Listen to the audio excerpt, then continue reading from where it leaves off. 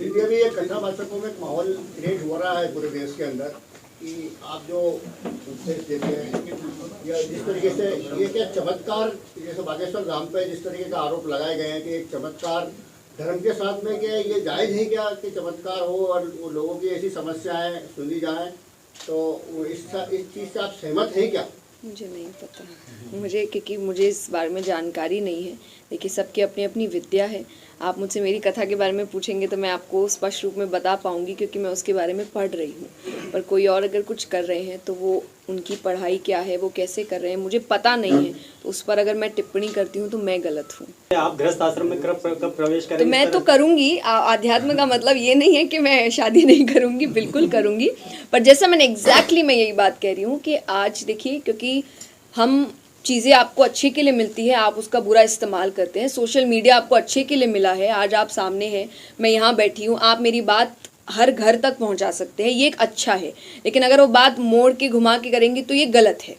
तो वैसे ही आप समझिए कि जब मैंने सोशल मीडिया बनाया था तो इसका अर्थ यही है कि मेरी बात मेरे चैनल्स के थ्रू आप तक पहुँचेगी।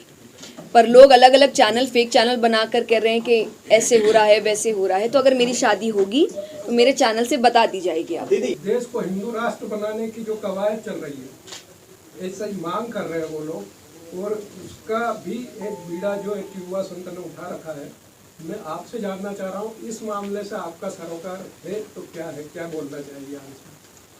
देखिए, क्योंकि आप जिस क्षेत्र में जा रहे थोड़ा पॉलिटिक्स की ओर भी चला जाता है, जिससे मैं कभी भी जुड़ी हुई नहीं रहती हूँ। जैसा मैंने कहा, आप मुझसे मेरी कथा की बात करिए, श्रीमद् भागवत की बात करिए, तो सनातन धर्म को आगे ले जाना, भगवान की बातों को आगे ले जाना, लोगों को जागरूक करना कि आप अपने धर्म के लिए जागरूक होइए, आप अपनी कथाओं को जानिए। जो हम कथाओं में रोज़ बात कर रहे हैं कि हम बच्चों को भी इधर उधर की कहानियाँ सुनाते हैं, जबकि आपके खुद की कथाओं में, शास्त्रों में इतनी कहानियाँ हैं, कथाएं हैं, कृष्ण की है, श्री राम की है। तो आप उसको सुनाइए, उसको आगे बढ़ाइए।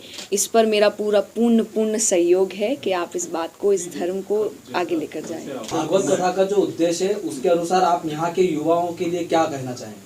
कि आप इस कथा को सुनिए, और मैंने जितनी सिंपल वर्जन में आपको कथा में आपके सामने रख सकूं, मैं कोशिश कर रही हूं। और मैं इसीलिए सिंपल करती हूं क्योंकि जो आज के युवा है वो शायद समझ नहीं पाते हैं जो गहरी बातें हैं। तो मैं आपको आपके शब्दों में, आपकी भाषा में समझाने की कोशिश कर रही हूँ। खुद एक युवा होकर मैं हमेशा कहती हूँ, मैं संत नहीं हूँ, मैं साधु नहीं हूँ, मैं एक साधारण लड़की हूँ, जैसे आपके घर के बच्चे होते हैं। और सबकी अपनी अपनी रुचि होती है किसी क्षेत्र में। मेरी रुचि आध्यात्म में है, जिसको लेकर मैं आगे बढ़ रही हूँ, उसके पीछे काम कर रही हूँ। तो मेरी यही इच्छा है कि मेरे जैसे जो युवा है, जो आज के समय बहुत कंपटीशन के साथ जी रहे हैं, चाहे करियर है, चाहे जो दुनिया बदल रही है इतनी जल्दबाजी में, उसमें वो डिप्रेशन, एंजाइटी, दिक्कतें हैं, उन सब का इलाज है आपके शास्त्र।